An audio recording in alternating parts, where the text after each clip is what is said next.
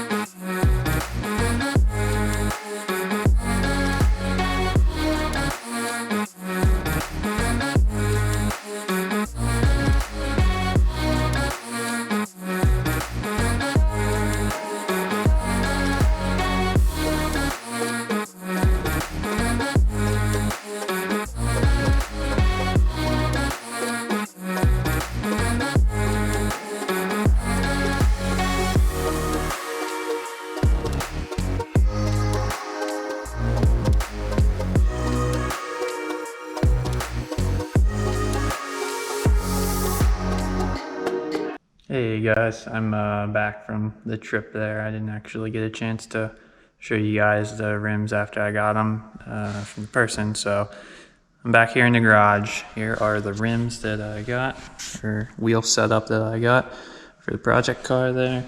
They are Evo 10 rims. The tires on them really aren't that great, but it really doesn't matter about the tires because they're just going to be going on the car to paint the car whenever it goes to paint. That way if something happens to the rims or they get paint on them, it has no effect on what my plans are for them.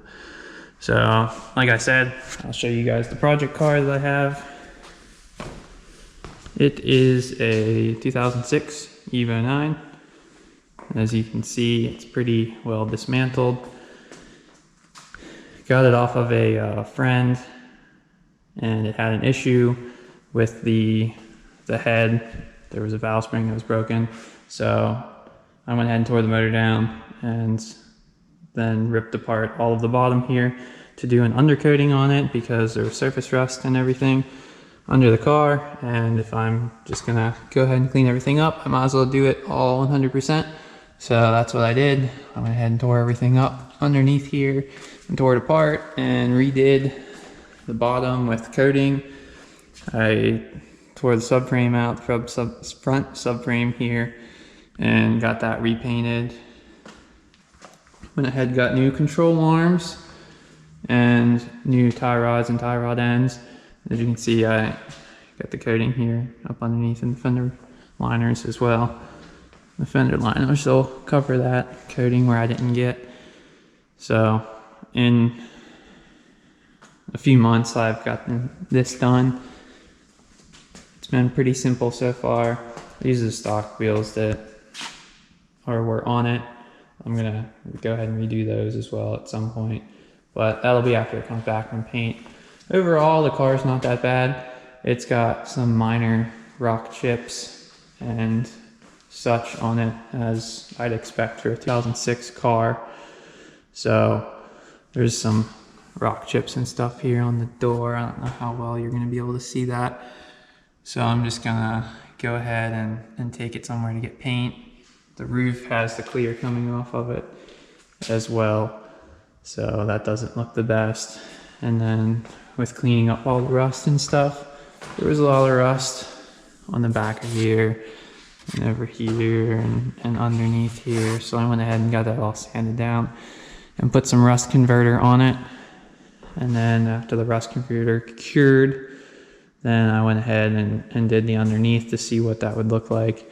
And I did the same process for the underneath, except I sprayed this Boom Matte sound barrier and moisture blocker on the bottom of the whole car.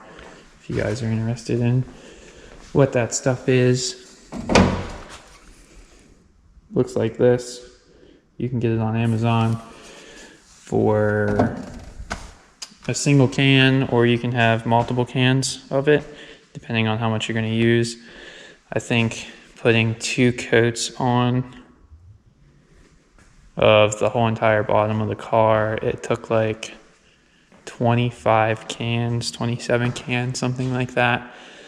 Of course, if you're only doing 1 coat, you really only need to do half of that. So like I said, it all depends on how much you're spraying and how many coats you're putting on, of course, with any sort of painting of some type. So other than that, that is the project car. I bought a built bottom end from Matte Performance. It's a stage 2. It's in this box. I'm not really going to pull it out. There's a bunch of crap and stuff on top of it. As you can see in the whole entire garage, there's a bunch of crap, basically from tearing this whole car down and all of the parts and stuff over there. And the rear subframe and diff. Hoping to get that in here soon. There's been a lot going on between work and outside of work, so I've had a lot to do. I haven't had a chance to work on the car as much as I'd like. I was actually hoping to get it in for paint earlier in the year, but unfortunately that's not the case. And then any bolts and stuff that are rusted, I've been blasting them in the blaster and then recoating them after they're blasted. And when you recoat them after they're blasted, they come out something like this, nice and shiny.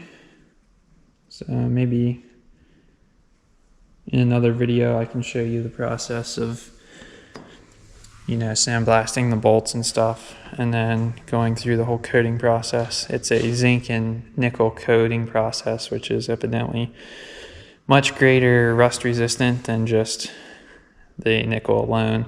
Unfortunately, there is some cleanup that has to be done after you coat them because of the nickel there. It comes out darker than just the zinc, nice and shiny.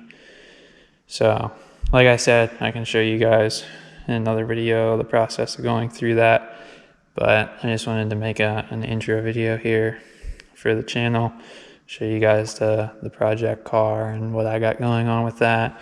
And then at some point I have another car over here in the garage that will be a project car. There are some unfortunate events that happened with it, so that'll definitely be something that I'm sure some of you will probably be interested in at some point. So for right now, I'm just gonna let that under the cover, and I'll show you guys that whenever I get around to working on it. But for the main concern, I wanted to go ahead and get this EVA finished up.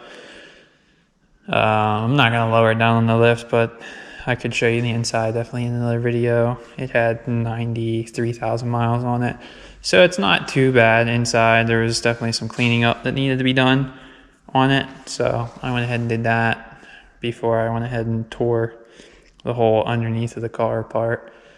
So, and then I can overlay in some pictures of, you know, what it looked like before I did some of the restoration to the underside and also in the interior of the car. So if you guys are interested in some more content and where the build goes, definitely stay tuned. It should be pretty interesting and be a pretty wild setup whenever this one's done. All right, thanks for watching. Bye.